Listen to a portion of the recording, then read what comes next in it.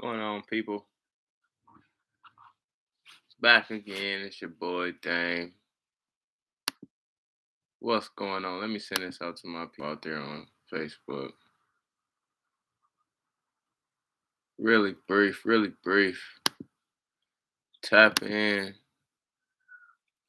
Anybody here already? How you living? What's going on with you? How you living?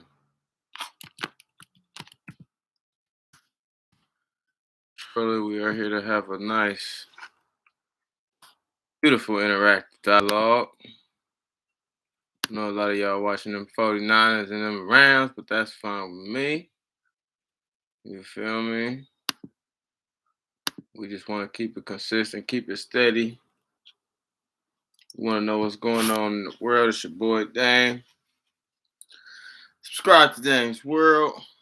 If you don't know, if you're not familiar with this segment, this is a What's Going On live interactive dialogue. Just tapping in with my subscribers, my friends, my homies, my family. Just on what's going on in the world. How people doing? I'm gonna post it on live. On IG as well. If y'all give me a second.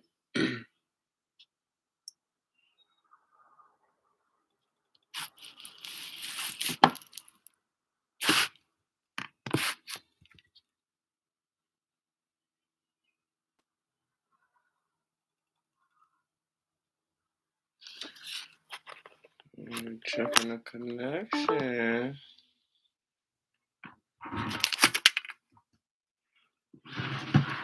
Okay, IG is now tapped. IG is now tapped in. What's going on? New segment alert. Well, this is episode 3, so it's not a new segment. But what's going on pertaining to external and internal? External as well as internal issues. What's going on is not only what's going on in the universe, but what's going on with you. Shout out to Mitchy Mitch who just joined the chat. But when we asking what's going on, it's a broad spectrum as to what's going on in this life and in this reality. I know I sent a lot of y'all that video earlier. That video was a couple days late.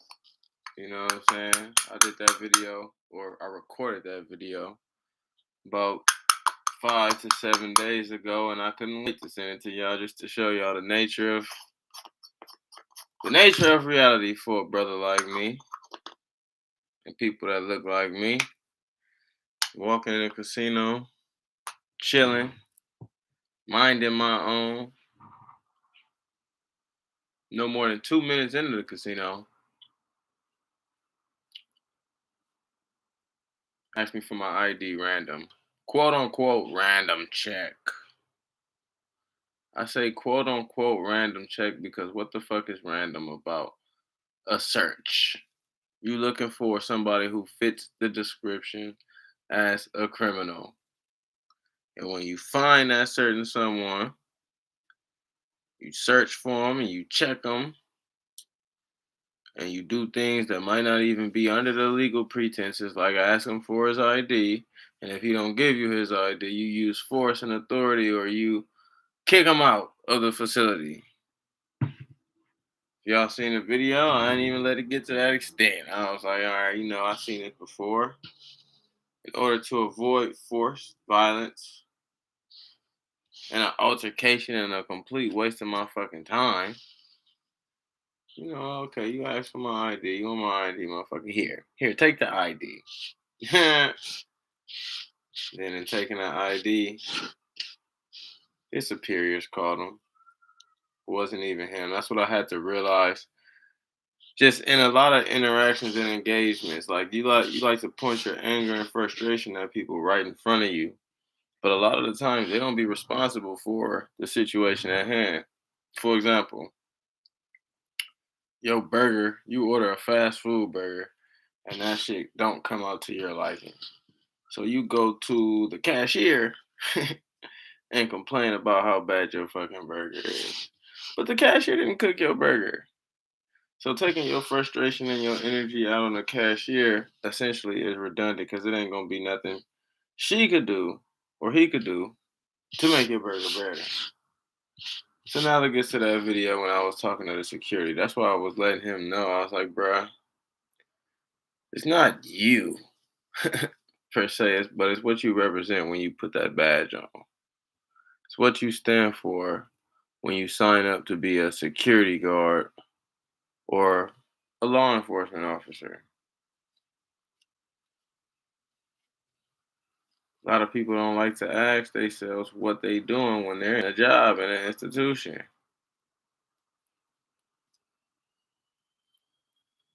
A lot of the times the institution's pretense is to just discriminate.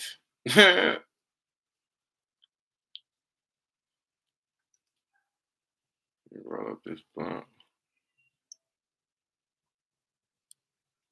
Mhm. Sound coming in and out. We're gonna get people to add if y'all be patient with your boy. But what's going on? We talking about any and everything in this mug, man, pertaining to nothing, but pertaining to everything. You feel me?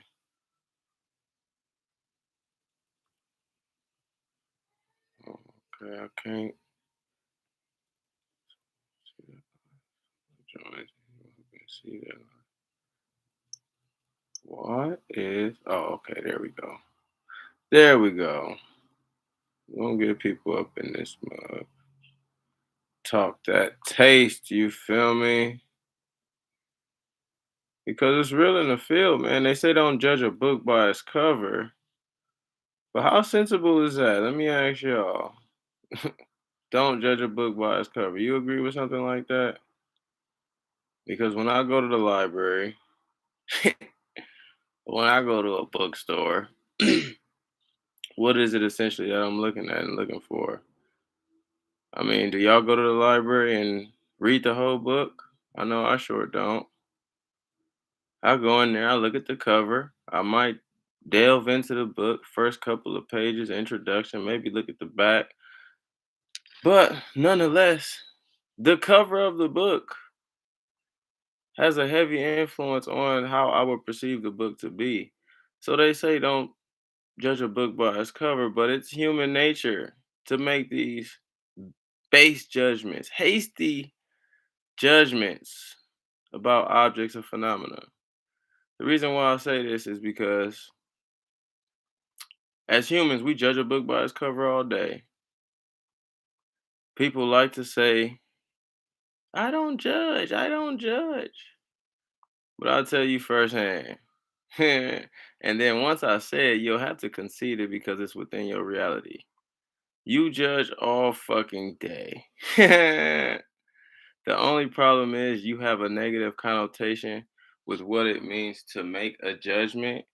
Therefore, when people say, "Oh, you're judgmental," you might take offense to it. But the human cognition, the brain, is wired to make judges for its survival.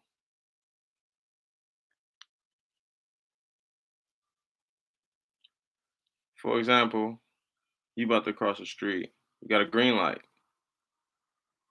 You got a green light crossing the street. You got free range to cross the street. But you see a car doing 85, running the red light, coming right across where you come. Your judgment is going to tell you, okay, let me not hop out in the street. It's a judgment, instinctual, for the sake of your survival. We do that all day when we discern objects outside of us. That even means with humans. And this is all pertaining to don't judge a book by its cover because when you see something you might not be familiar with, maybe a black man, you see the cover. So you instantly judge by that hasty, generalized cover. And it might be based on what you've unconsciously come to learn about that subject. Whether or not it's through prejudice or through your own experience, but you've come to make a base judgment about that individual when you come into contact. So when I ask, don't judge a book by its cover, I'm simply asking the validity of that. We're by nature we make generalizations and base judgments just off the whim. But should we hold people to those judgments? Those hasty generalizations? Because when a security guard sees me, or when I walked into that hotel, immediately I was judged. I'm not mad at the judgment. I'm not mad at the judgment, but I'm mad when the judgment holds me to a negative connotation, and then that judgment is used to discriminate upon me. So I say that to say, when I walk through the aisles of fucking the library, I do judge books by its cover, but I don't hold them to those judgments. I might see a cover of a book and I'll be like, oh, actually, that book probably weak. It's a base judgment.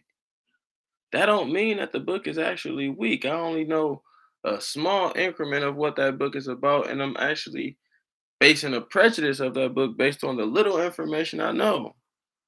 I know way less about the book than I have knowledge about the book if I just look at the cover. But our human instinct, our human reason, human ration for the sake of survival, when we out here, we make base judgments like that. All I'm saying is, you feel me? Being connected to one another, giving each other a fair shake and a fair shot, is to don't is to not hold somebody by that base judgment.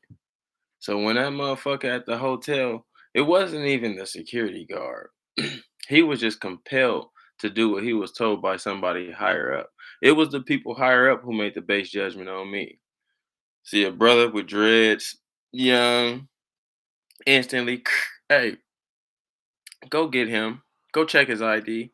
Go hem him up. Judge a book by its cover. Now I knew, I knew I ain't do nothing wrong. So if they look and read the book, they ain't gonna find nothing. But nonetheless, that type of shit could stagnate my day. That type of shit could uh potentially shift my energy and my force. I was having a great day prior to that.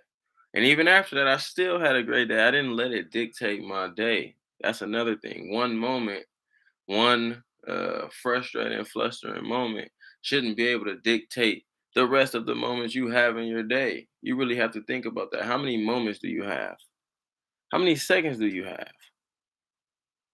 However many seconds you have, you got 10 times as many moments in life.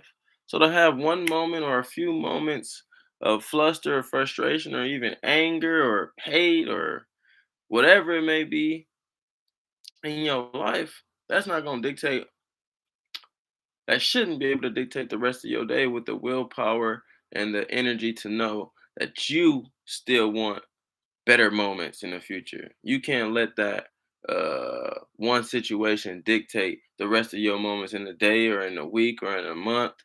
Some motherfuckers might have a bad day on the first and still let that shit linger to the 25th. Oh man, shit, man. I got shortchanged on my check and my whole week been fucked up. Damn, you let it seep into the week? But I say that to say we all nobody's perfect. Sometimes them moments do fuck us up. And we don't want to be catalyst to somebody else's bad day. You feel me? So when I told that security guard what I told him simply because he was playing catalyst to the opposite force, the opposite vibration, the opposite consciousness. To where I'm having a nice jolly old day, minding my business.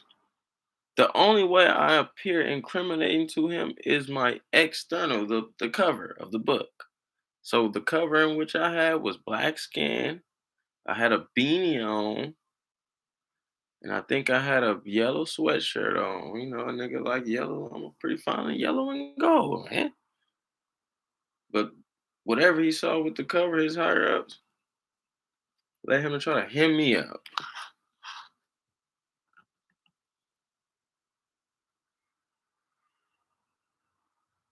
But it is what it is, man. We don't sweat that. These moments within the day do not dictate the day in its entirety. We know this.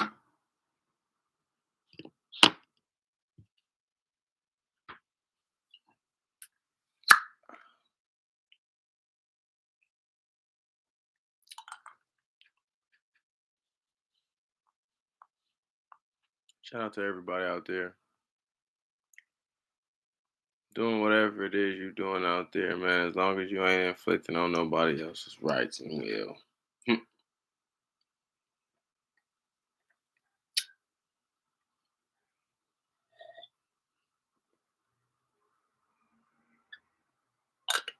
That's another thing I was thinking about today. I was riding the bus today, and I was just looking at people, and then I was seeing the pain in people's eyes, the bad days that people was having, the frustration. I don't know who you are posted on the YouTube, but what's up? Much love to you. I was seeing the pain in people's eyes, the frustration, the stress, the worry, the anxiety, the fear, just a lot of emotions that just lets me know that people are real humans and they go through shit too. It ain't just you out there going through shit. I say that to say, like, when you walk around in this universe, in this world, you can make the attempt to not be the catalyst to somebody else's fluster and frustration. Be nice. You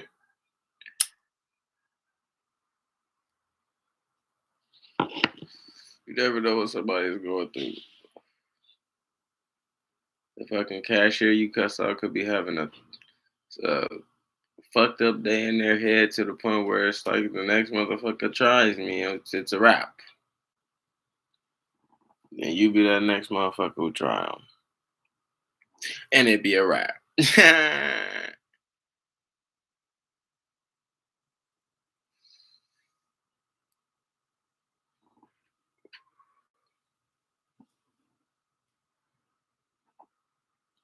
And one thing I noticed,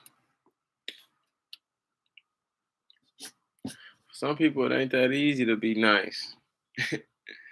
Some people it ain't that easy to be nice. But if you can't even do that, then don't be a dick. That's what I even started thinking when I was watching the video back when I was talking to old boy. I was doing my best to not try to disrespect his lifestyle and his way of being. But at the same time, I wanted him to know that his uh, his occupation entailed discrimination against people like me. And then he felt the need to tell me he was Pakistan. Well, all right, much love to Pakistan. You feel me? Are you saying you relate? Are you saying you've been in this position? Because if you're saying you relate and you've been in this position, that makes matters even worse. That makes matters even worse. You've been in this position, you know what it's like to be treated like a nigga, and yet you out here treating me like a nigga.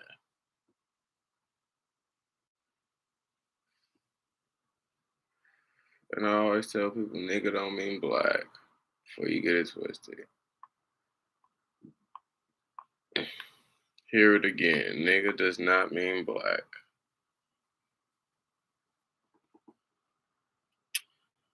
I see a dog doing motherfucking chasing their tail around all day. I might go, look at that nigga right there. Look at that nigga chasing his tail.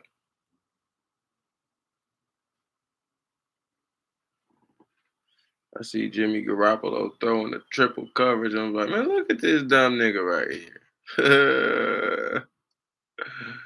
You feel me? It describes a subject or an object. Nigga. Nigga, please.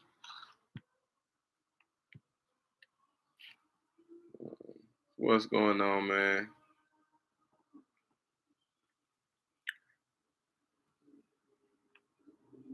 Shout out to everybody who joined, who tapped in. You feel me? Not too heavy, but we do this to spread that dialogue to whoever will listen. We gonna supply that work to whoever need that work. That's what we do out here, B. Malvo Gotti, what's good? You know what it do. Might as well cam up. We could talk that shit, Nick. Had like a regular phone call, Nick. Regular phone call.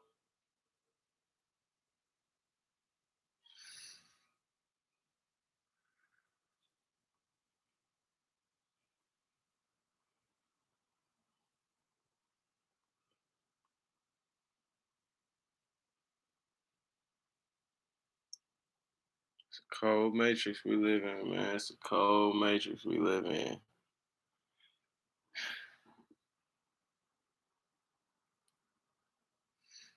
The sun is coming back.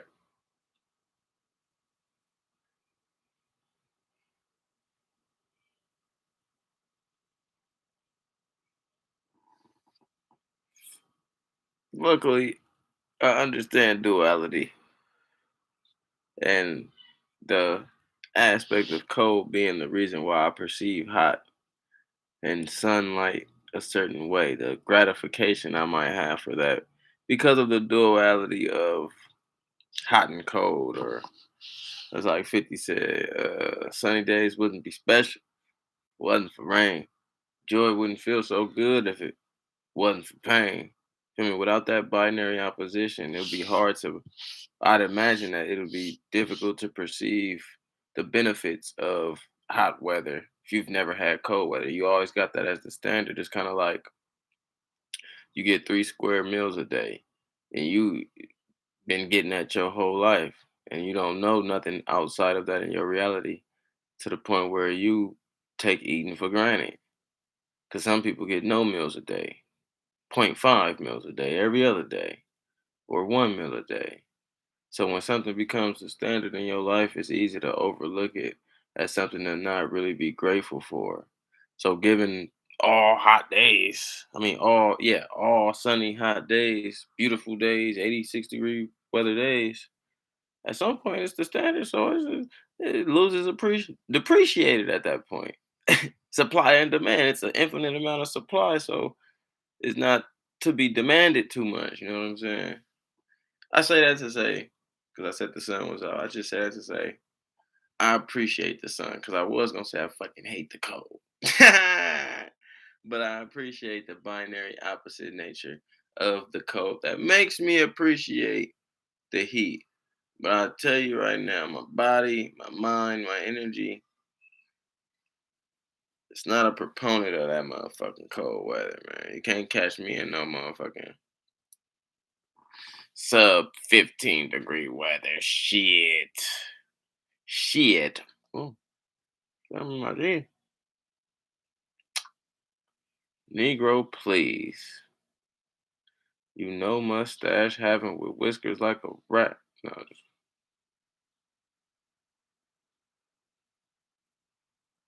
23 minutes. We're gonna be on here for a little bit. Interactive. A couple people came, showed through, but ain't nobody said too much, no comments, no statements to get me going. I like to get the interactive dialogue to get the juices flowing, but I know them Niners and them Rams is on. I'm in California and them Niners and them Rams is on. So niggas glued into that.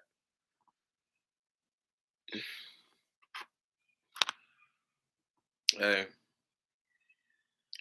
that's just like Vince McMahon and WWF, baby. They get mad at me when I say that, but this is just my speculation. We all got our beliefs. I don't hold firm to these beliefs. I could be wrong. I may not be right, but I watch sports now the same way I used to watch WWE wrestling. For the sake of entertainment, might grab a brew, might smoke a joint, might chill and relax with my friends and family, catch some laughs, enjoy the entertainment of it all. But a lot of this shit that y'all watching, even some videos y'all be watching on TikTok, it be controlled pranks for monetary gain.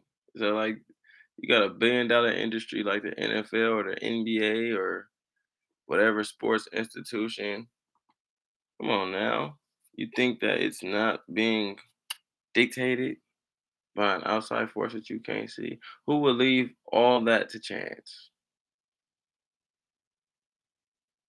Just saying. I wouldn't. $1 billion institution, I wouldn't leave it to chance. Human subjects, random players.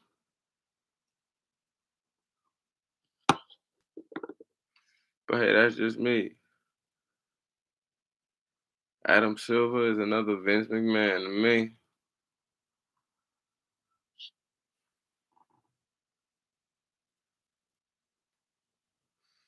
26 minutes, almost a half an hour. We just talking, man. Oh, oh, that's what the camera is? Okay. Oh, I'm stupid. Talking about that's where the camera is. Yeah, nigga, that's where the motherfucking peephole is.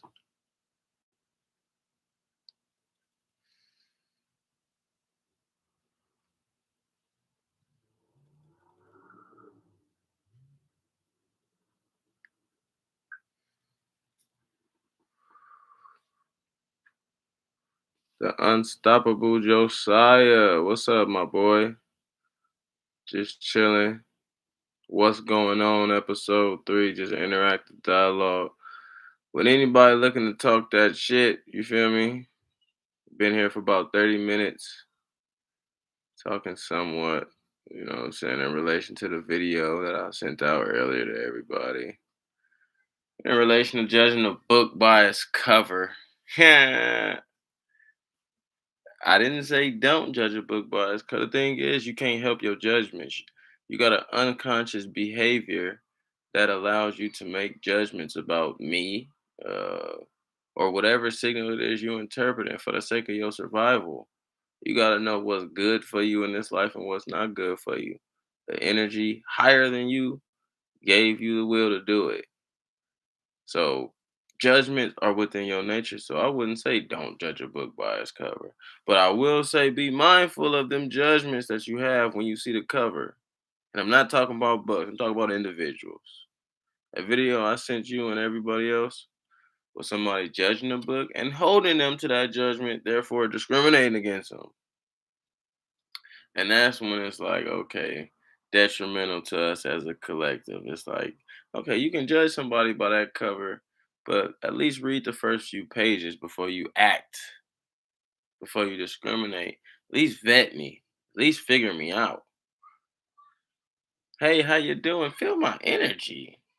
Hey, can I get your ID instantly? Instant ran instant random ID check. Not only are you judging the book by that cover, but you're holding them to that judgment to the point of discrimination, to the point of inflicting. I would have been well in my rights to be like, fuck you, bitch ass nigga. What if I did that? What if I changed my tune and got aggressive because uh, I felt the indignation behind the whole random search? I ain't do nothing wrong. So in my head, it could be justified if I did act hostile. Luckily, I know my intentionality is not to create that realm. I would rather bottle in my frustrations than to fester it out into the universe onto somebody else and create that realm of discord, divide amongst human subjects. What's good, man? It's good afternoon, good morning, it's good afternoon where I'm at. What's good to you, Siro? I'm not gonna accept the request right now because I'm still talking about a specific subject, brother. But yeah, I know what I want in the quantum realm. However, that judgment can shift it. And then they like to say, "Oh, that's an angry black man." If I was to say, "No, you bitch ass nigga, you can't have my ID," more security would have came, and then when more security would have came, the chance of force being used, and not only that, hours maybe would have been wasted in my day, a leisure Sunday. I want to say that happened, and potentially, uh, just a fucked up situation, not only for me but for everybody, just because they saw somebody who they thought was criminal. Man, I definitely am because I'm thinking about it and reflecting on it, and I don't feel good about that. I don't feel good about going into that same place just knowing that when I go in there, I'm a target. And they could say random ID check or whatever the fuck they may want to say. If it's a random ID check, you check my ID, you see my face, you seen I was old enough, you let it go. Wasn't random.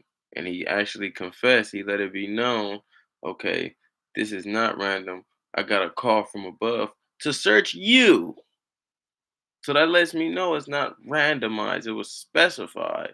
I wasn't in the casino for more than fucking 2 to 5 minutes. Ran my ID, seen I was 29, seen that it matched my face. All right, you said it was for my age. Now get the fuck on. Okay, no, it's not for my age. Now you checking, you assuming I did some criminal shit. Prejudice. Definitely. I'm gonna look into that. I haven't talked to a lawyer yet. Uh, my familiarity with that process was from an injury in which I've obtained. So I don't know how or where the avenue I am gonna go, but I'm gonna research where to go for a harassment lawsuit because that's some bullshit. They don't like it when you fight back and sue because when you sue their ass, you come for the money and they care about their money. That so-called officer wanted to harass you, bro. 100%. Like, and the thing is, whether or not he wanted to, you're pawning the game. And that's even worse than the person with the idea. The person with the idea is aware and knowledgeable of what they're doing when they're discriminating against people. The owners of Mirage, they know we don't really want black people in there. But what scares me more than the people who are aware of this, the people pointing the finger to the foot soldiers, are the foot soldiers in the ponds who are unaware. If you watch the video, he say, "Oh, bro, I'm just doing my job. It's just nothing I could. I'm just doing." Damn. So you don't even think this process through. So you can have a boss that's essentially racist, undermining, and he said, "I'm black. I'm Pakistani." That's what he said out of his mouth. So you relate more so to me, but because you don't think and use your own form of judgment, you allow somebody to perpetuate a system of institutional racism through you. That's worse than the nigga perpetuating the institutional racism. The person with the ID, you know that's a direct opposition. That's why I was telling him, I was like, I'm not mad at you, bro. Like, you are a citizen. You a part of this shit storm the same way I'm a part of this shit storm. However, you need to be mindful and you need to be aware of what you're doing while you're doing what you're doing. If you align with me talking about you black and you for the people and you understand for the system, know what your badge entails when you put that motherfucker on and they blurp you and they tell you to get me as soon as I walk through the door. He caught me in the entry. I wish I could have videotaped where the entry was because I didn't make it. I didn't make it 5 minutes into the Mirage before he caught me and hemmed me up. So as soon as they seen me, they said, "Hey, okay, let's get this nigga." Evenings, greetings, much love, P Dub, Pam in the building. Highest the vibes. We having this dialogue. You know how we do. Essentially, it's based around judging a book by its cover. I think that's a suitable pretense to this dialogue based on the video I showed y'all where somebody made a base judgment, assumed I was a crime. And by the way, in Vegas or in California, just my experience as a black person in America, this shit happens a lot. I could have, I could have. I could have easily I could have easily recorded this shit 50 different times in my life. This is like implicit racism, subtle things that they do to black and brown people to like undermine them, but it's arbitrary as whether or not it's discriminatory. At least arbitrary in the realm of when white people look at it or people who haven't experienced it in comparison to our people. To where like, damn, that was racist. Some people, oh man, he just does that. Like that same situation right there. He wanted to argue it wasn't about race at all. That was terrorism in the video I saw. That so-called officer wanted to do something to you. They see us black people as if we're dear to them. No, I disagree. He said that, but I don't believe he truly believed that. No, yeah, you got a fair point. People say things and that they may not believe. I could, and based on the energy I felt from him, I felt he was because it's like when I watch kids. The way I reacted to him is how I react when I watch kids when they are doing something or misbehaving. So I might put on a tone to let them know my severity and let them know my frustration with what they're doing. But am I actually angry? No. If I'm in a point of true anger, it will be less tamed than that video in which you guys saw. So how I reacted to him, I gave him that tonality of anger and uh, frustration. So the vibe I felt back from him, he was kind of like scared and worried. I could feel that. He was like, "Oh, bro, like calm down. You're mad. You." So I could feel his heart beating a little fast, and I wanted to let the nigga know he's safe too. You feel me? Like I'm not in a situation to where I'm trying to make you feel a certain way or I ain't even trying to fuck up your job. But essentially, I do want to put the mirror up and and hold you accountable to this situation of what you're doing because you're a cog in the wheel.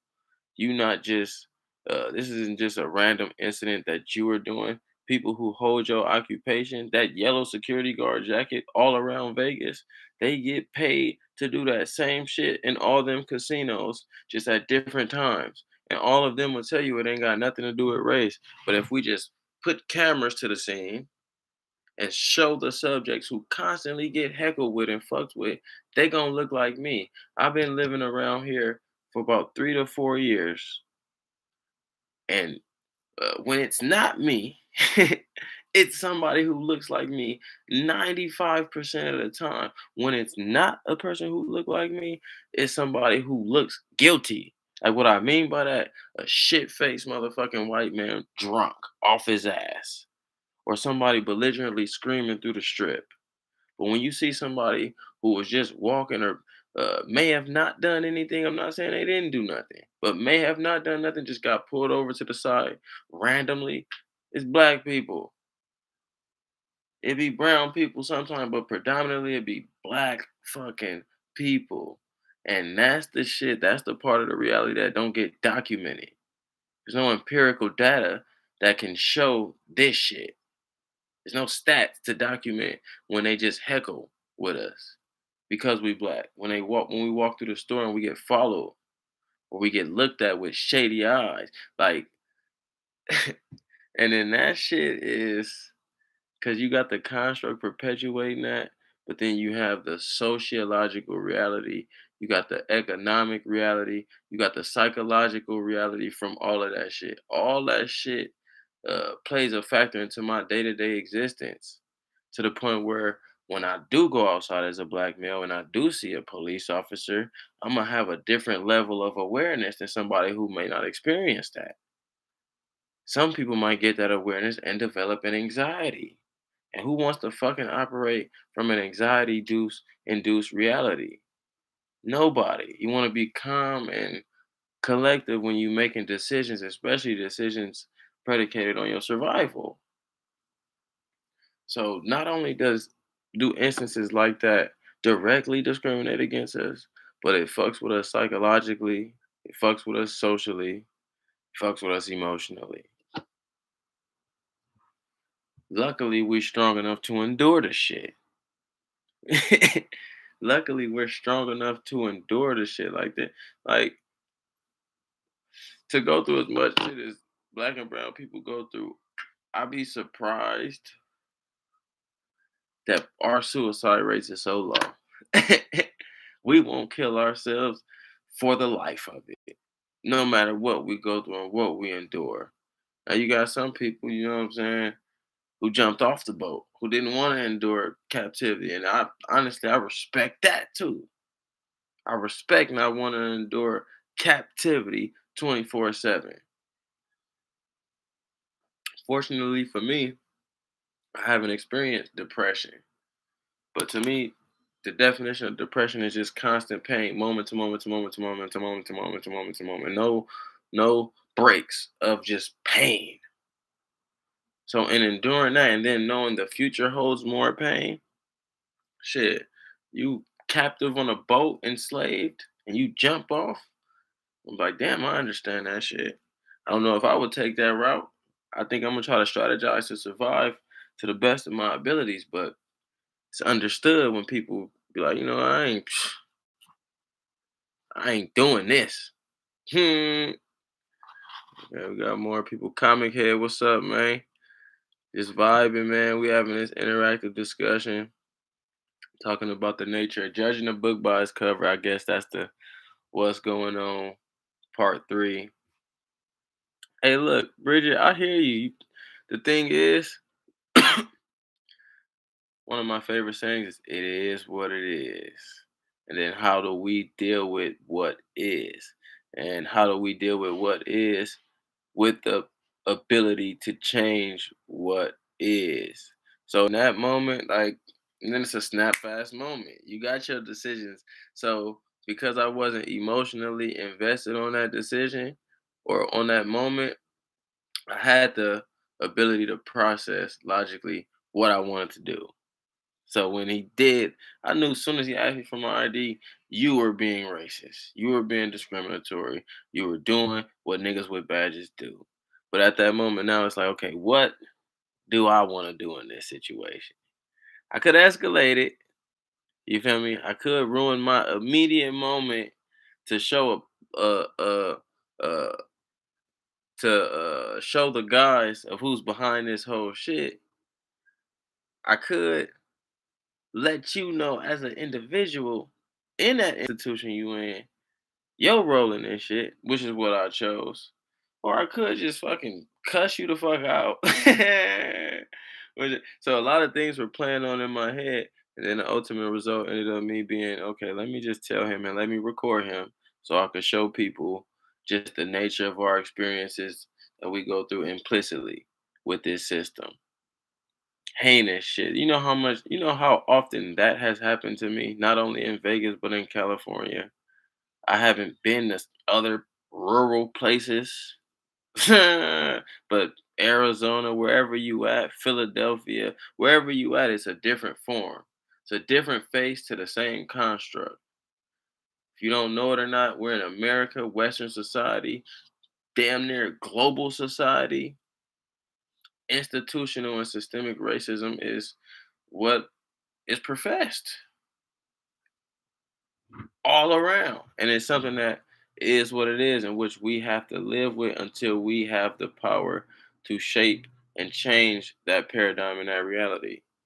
And shit, at that moment, I just feel like holding the camera up to him and letting him know you on some racist shit and letting y'all know, showing y'all the tape and the video. Shit, that was my move until further notice. You feel me? I think, you feel me? I'm gonna have to see what's up with a lawyer. Cause I don't like that feeling, and I think that's the part too. A lot of the times we don't press the issue, so I feel it's pertinent for me to press the issue in this situation because a lot of the times you might hear us say, "You know what? That always happens. I'm used to that." I even said that during this video. I mean, that shit happen all the time. So we get accustomed to being discriminated against, so accustomed to it that we allow it and we don't bark back. I got my white homies and white friends, and just from my anecdotes, they have they haven't been told no as much in their lives. They've been given the willpower to choose and stand up for their rights a little more than black people in a society of enslavement and discrimination. So when a police officer comes to them, You get the what the fuck did you put me over for? I didn't fucking do anything. What's wrong? You get bark back. But we've been so accustomed to that discrimination, that mistreatment, that shit. It's almost like we have it encoded in our DNA to be submissive in these situations or to just allow it to happen, be passively aggressive. So yeah, I'm gonna bark back. I'm gonna bark back. And one thing I know now, I'm always gonna talk my shit.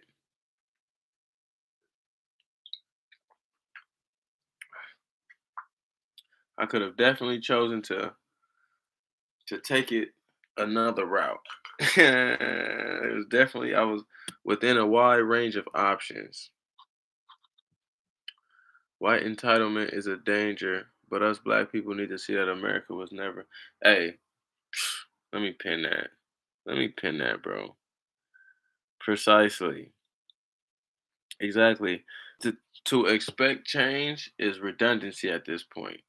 You talk about an institution that literally enslaved you. Thought you was not human. They haven't changed that mind state. They just changed the way they form that mind state to where now it's a little more ambiguous. So instead of you being in shackles, you in jail, overcrowded, black and brown people, predominantly black people, for the same atrocities that you see other people do. You see economic disadvantage consistently from the same as 1846. The same economic disadvantage in ownership that black people had in the 1800s, we still have today as far as owning resources and capital. So it's no different. White entitlement, the thing is, white people don't know white entitlement is a danger to them too. They might get the privilege for the moment, but the blowback from having us as a people being kept whole to me makes worse for the conscious collective. If the people on the lowest form of survival is more scarce, then you have a better collective for all of us. In my opinion, it's like that your chain is only as strong as the weakest link. So if everybody is fed and everybody is satiated and everybody has a means to exist and thrive and be what they want, then as a consequence, those who already have it will be better too. But they think from that competitive, not all white people. I want to say the people who uh, are proponents of enslavement and thinking we're inferior, or it might be thinking that we're superior and they need to hold us back, whichever one it may be. But these people are the ones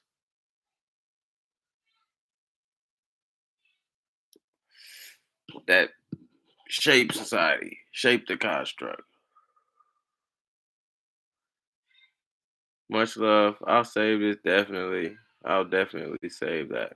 But those people unaware who might be scared of the growth, the rise of melanated people, they think with the mindset of divide, uh, competition. That's why you see the society in the way it is. It's less communion based, more competitive based, whether that's capitalism or just looking at the next motherfucking and comparing yourself to them. Rather than comparing yourself to yourself of yesterday, you compare yourself to people outside of you.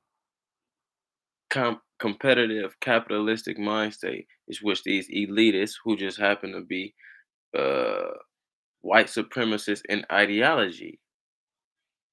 So these people, man, they ain't gonna perpetuate communion. They're not gonna understand that when we rise, we don't have that competitive nature to want to disintegrate them. So I try to let people know it's not all white people. I truly believe most people have love. Most people have love in them. You feel me? Might have some demons in them too. It's a spectrum. Might be competitive based. Might be envious. Might be hateful. I'm not saying everybody is just good, but most people want to survive, and they want to. Most people want to survive, and they want to feel good. Most people's intent in life isn't to uh, hate or hold malice, even if they do have that. You know what I'm saying? That might be a condition that they festered up. But when you meet citizens, you meet regular people, black, white, whatever color, most people don't have that intentionality. It's a small percentage of people who have that intentionality. Well, we never see. We never see the owners of fucking these networks and these trillion-dollar corporate. We never see their faces ever. Whoever you think is running shit, if you saw their face, you mistaken. If you think somebody whose face in which you've identified as running this whole thing, you're sadly mistaken. But the people who are running this shit, who don't, whose face we don't see, that's the small percentage who have malice and have hate and have an intentionality on disintegrating us. Most people just follow their notion, which is why I said the person who discriminated against me is more problematic than the small percentage of people who perpetuate the message from higher ups. Because the person who discriminated against me and don't ask why will do it with an intent that's not harmful, not malicious. So now you got people who do love and operate on a love frequency, which I said most people operate on, but still practicing that form of hate. Mm. Still practicing. Most people practice the hate frequency with the intention of love. It's like when you're a parent and you reward your kid by giving them candy. But candy inflames your kid. Candy sickens your kid. Candy weakens your kid energetically, cognitively, emotionally. They don't tell you that the shit you eat dictates how you think. Not only how you feel, but how you think.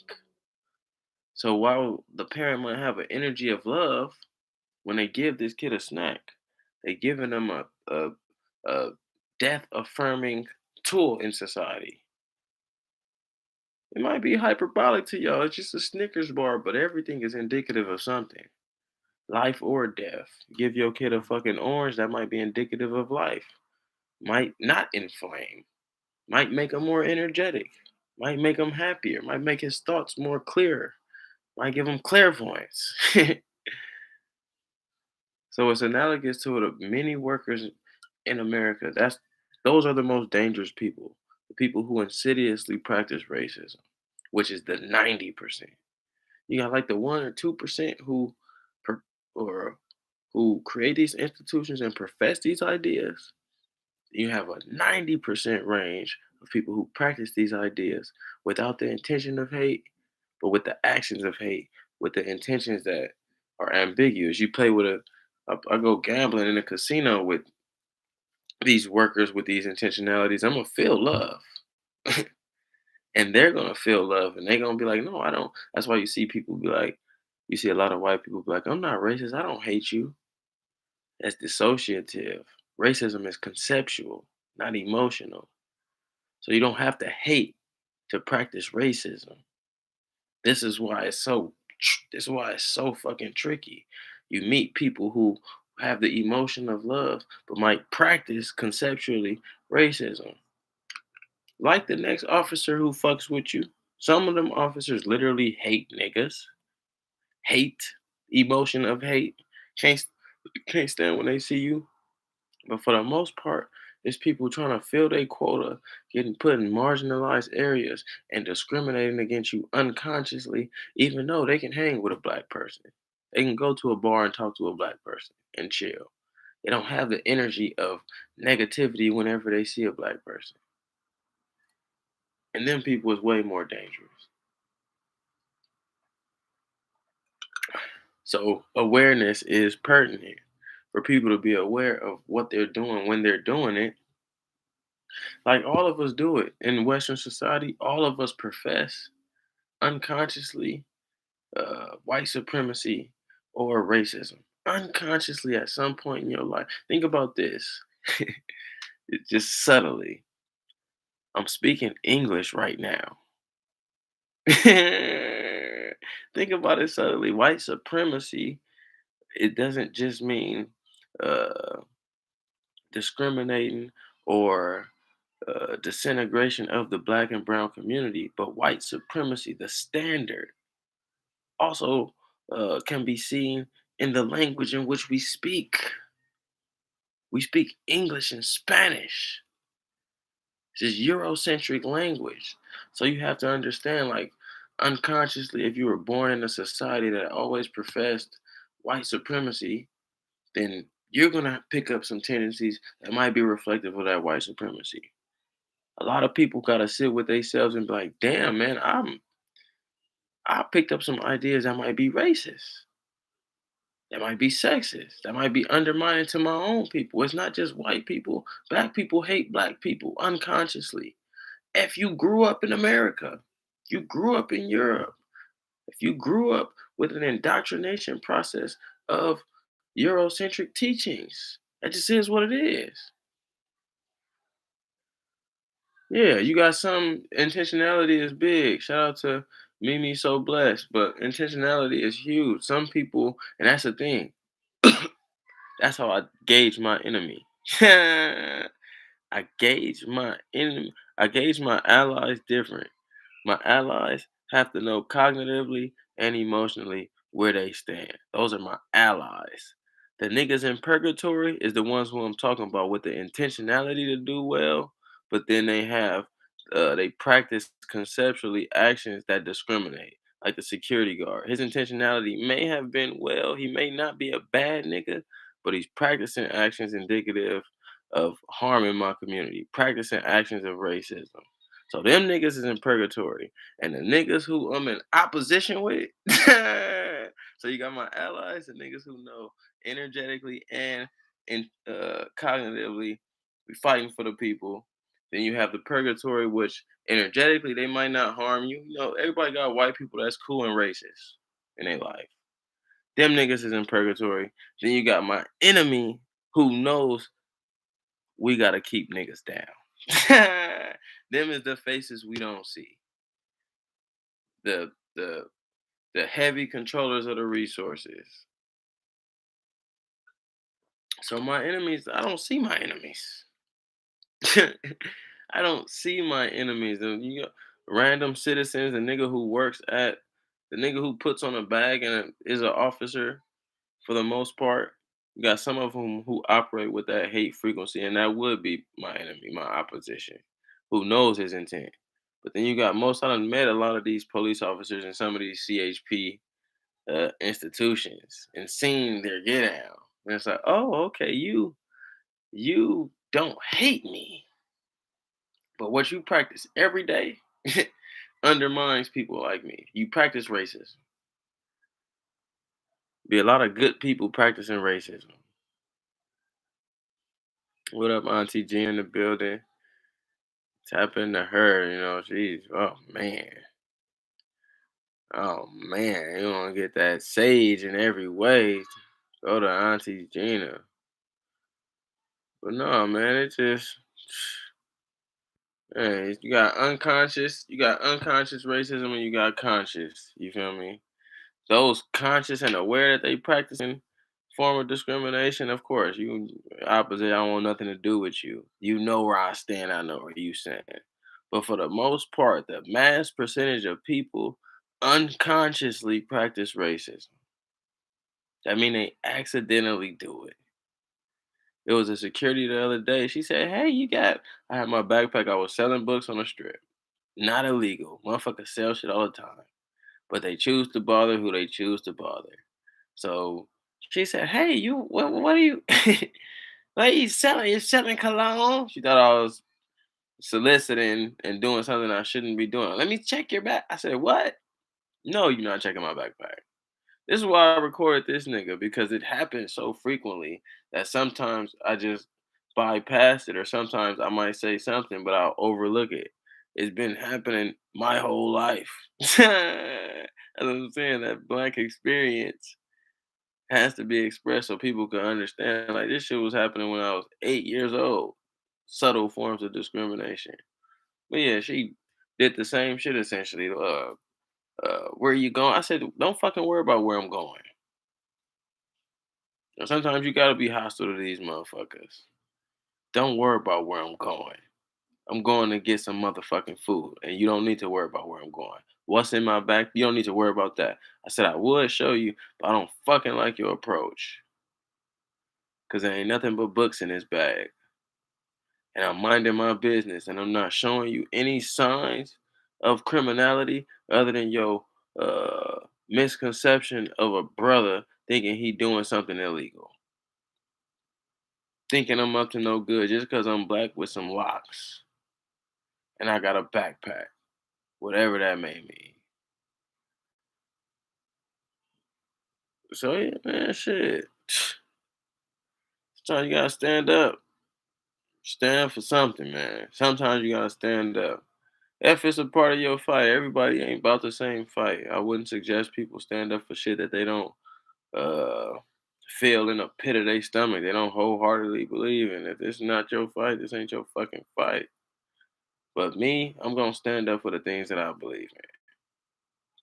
And sometimes I'm gonna stand up firmly, even though the beauty of being wrong is subject to the nature of your existence. But it's some things that ethically, even beyond cognitive belief, ethically, morally, I feel we got instilled morals within us that tell us, okay, you know what, this shit ain't right. And then that's when I'm willing to be a fucking soldier. I'm not willing to be a soldier for no fucking activities of uh harming my own community. I'm not willing to be a soldier for bullshit, but I'm willing to be a soldier to enhance that conscious collective, however that may be in the fight. Yeah. We here an hour. We always plan to do an hour. It's an hour now. Let's see if I got any more comments. Much love. So the Lambino, much love to you. Who else is up in here? PG, okay. Taco Troy, man, what's good? We out here. Much love to y'all, man. So, I mean, we just talking about whatever, what's going on comes with everything.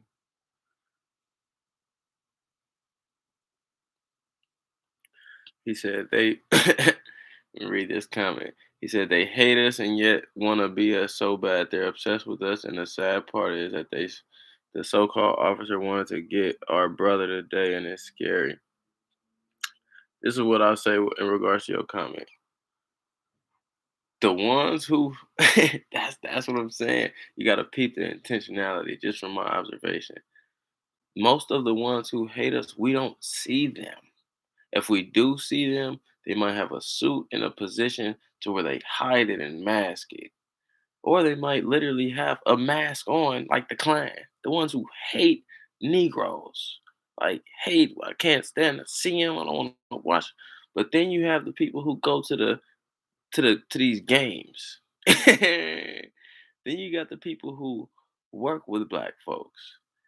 Then you got the people who could interact and could shake a hand and be cool and got black friends.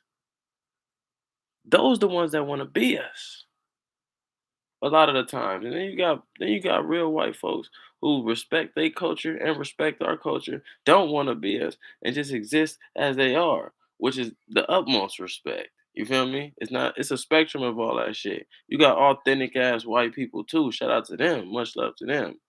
But then you got the ones who we don't see, who create this construct or just ride the coattail of the construct in a mass clan, mass cowardice ass nigga and hate. And then you got the mass majority who live the construct of racism, but they feel the energy and they feel the essence of a brother, whether that be through a TV or through an actual situation. They feel the vibes. You can't escape those vibes when you interact with people like us. That feeling that they get, that phenomenon that they experience when they watch a Michael Jordan, when they watch a Michael Jackson, or when they watch a Denzel Washington, or when they watch us in our essence, however that may be, watching a brother walk, watching a brother talk, that's what they gravitate to. That's magnetic.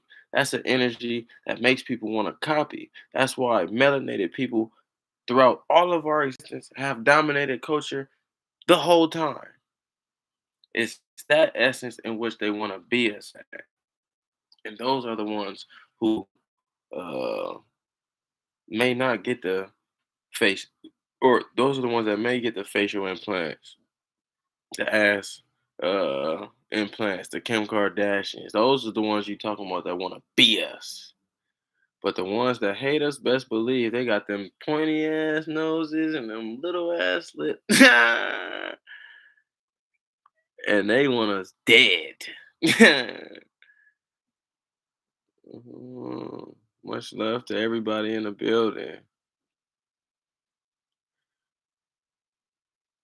We had an hour and 5 minutes.